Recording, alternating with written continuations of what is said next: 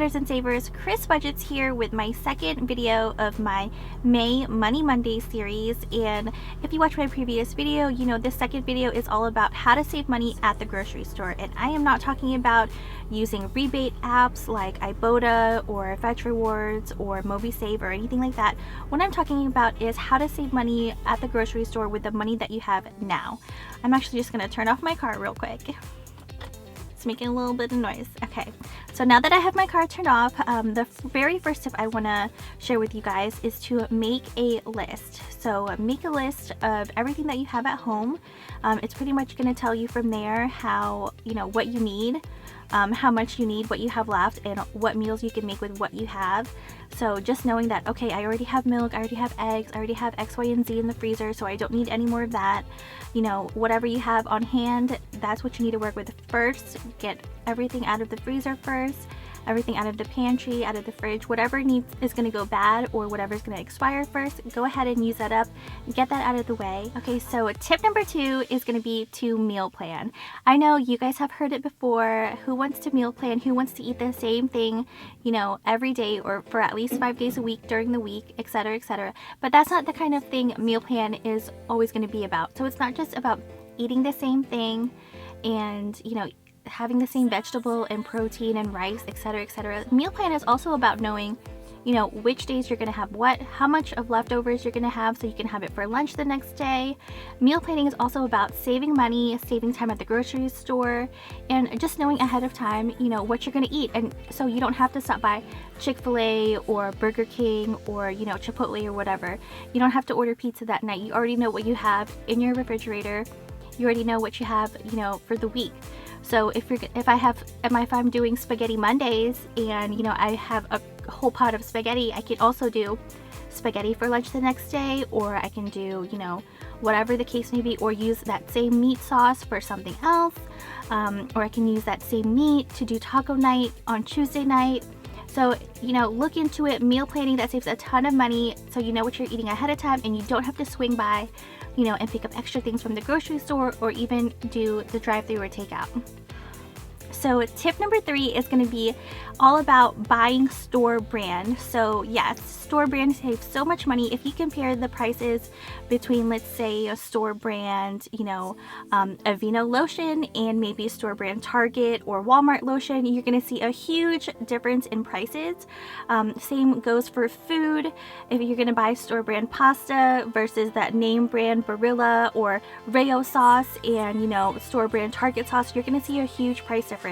I'm not saying buy store brand for absolutely everything, because I don't buy store brand for absolutely everything, but for some of the things that, hey, I definitely don't need name brand pasta or name brand, juice, or, name brand X, Y, and Z. For things that, are pretty basic, pretty much standard all around, I would just buy the store brand. So things like pasta or maybe like salt, seasonings, more pantry items, but they do have really great store brand and dupes videos out there if you want to know. Like, they have dupes for makeup that are store brand, etc. So take a look into that. You're going to save so much money by buying store brand.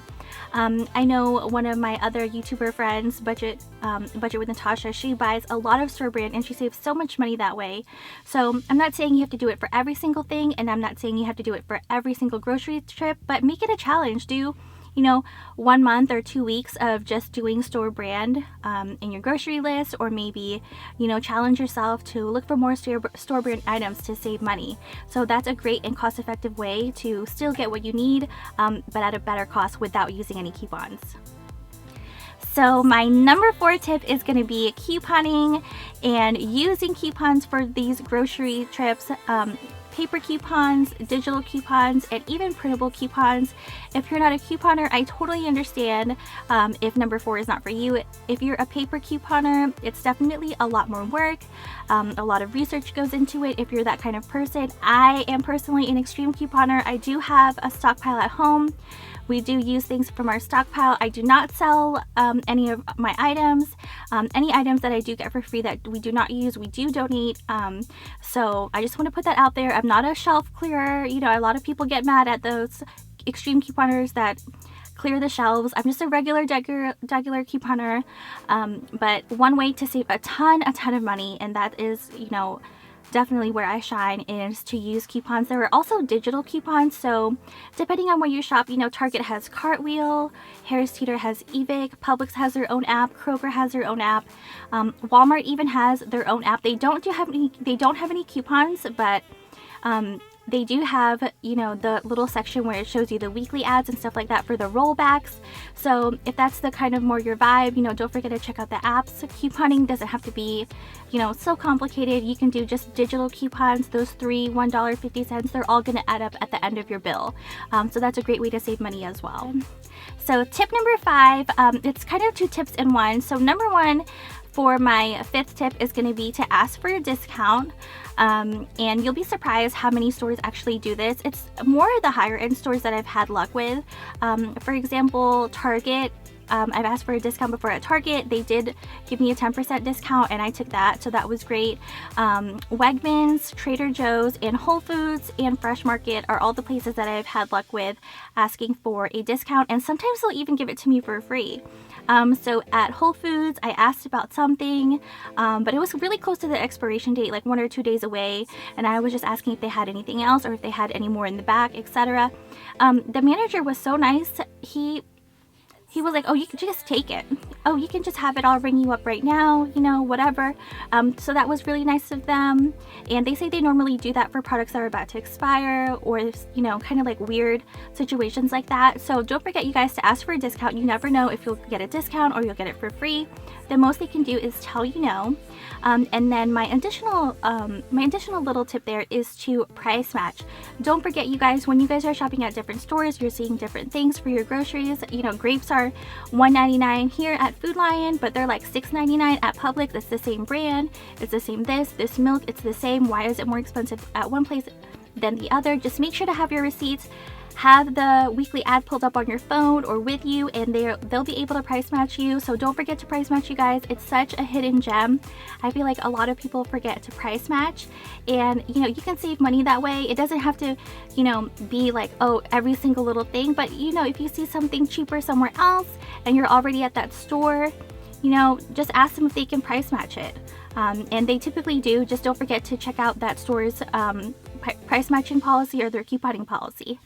So those are my 5 tips, and it's a little bit more than 5 tips, but I just wanted to put everything out there. So if you've made it this far towards the video, I actually had some additional tips for those people out there that are watching this video and that might need a little bit more help with groceries. So if you're living paycheck to paycheck and you need just a little bit more help with groceries, I did have some resources that I wanted to share with you guys. And I have my little list right here because I'm prepared. So if you're a mom or you're a parent and you have school-age children and you're really having trouble making ends meet as far as food, etc., if you have school-age children, you can go to Benefits.gov and you can actually apply for SNAP.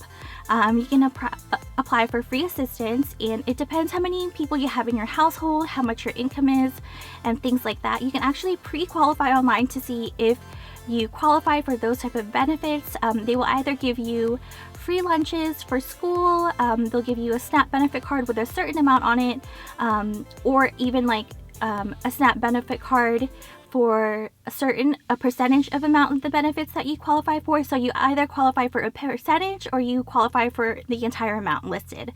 So check out Benefits.gov. You can see if you qualify, you can see how many benefits in your household, and you can see it for your area. So that's something where I would start with first and see, you know, what kind of assistance you can apply for, especially with everything going on. There's a lot of assistance out there. Number 2 is to go check out the food banks, churches, and local organizations. So there are a lot of food banks out there popping up. A lot of organizations have really stepped up during this pandemic. I don't know if I'm allowed to say that, but during this time, a lot of places have stepped up. Churches have been opening up their pantry more, doing grocery drive-thrus and stuff for those that really need the assistance. One thing that I wanted to say was, don't forget to check out your churches, even though you might not be a member of that church or you attend or anything like that. If you're not affiliated with a church, it's absolutely fine, because a lot of churches do just open up their pantry with open arms. They do Friday night dinners. They sponsor Friday night dinners for the community, so please don't be shy. Now is really not the time to be shy when it comes to putting food on the table for your family, so don't forget to check those out. Check locally. There are so many resources out there. I feel like that they're not really, I don't want to say they're not being advertised, because they are, but I want to say that they're not being communicated to those parts of the community that really need it. So I just want to make sure that, you know, those ideas are out there. If you know anybody, you know, check your local churches, your local organizations, your local universities are even doing stuff in your local just schools, elementary schools, middle schools, high schools. All of those schools are giving away groceries for the most part. So check with your, you know, it depends on your state. I'm going to put that out there. It does depend on your state, but I just wanted to put that out there.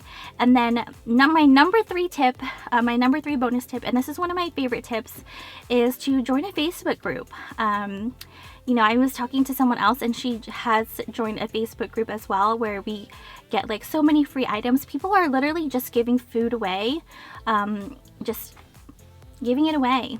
So if you want fresh produce, fresh fruits, they have so many Facebook groups out there dedicated to farmers or, you know, people who garden, and they're willing to share their produce with you. So I definitely don't recommend this if you're shy or, you know, you're not comfortable with this person or anything like that, but I definitely will, you know, put that idea out there. I am part of 2 Buy Nothing groups, so be sure to check that out on Facebook. If you know what a Buy Nothing group is, it basically started out as a community project, and people just give stuff away.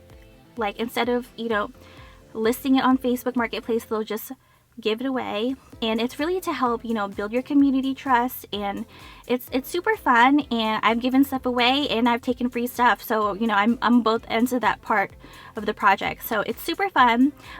If you put, like, you know, if you live in Dallas, you like Farmers of Dallas or Produce of Dallas. There's so many different groups out there, and what a lot of these farmers will do, especially in the area that I'm in, we're really big on like plants and honey, and, you know, they give away so much produce.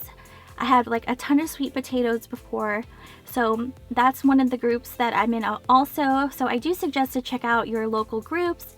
There's always people that want to share their produce with you.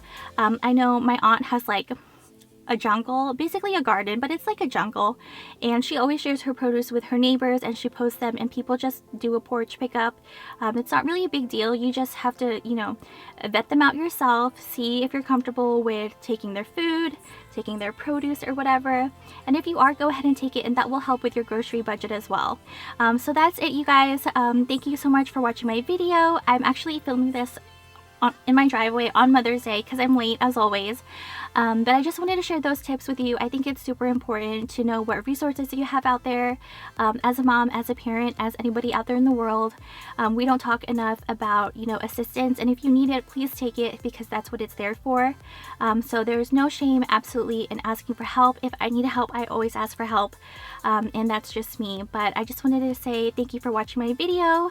I hope you guys are enjoying this May Money Monday series, and I will see you guys in the next video. Thanks for watching.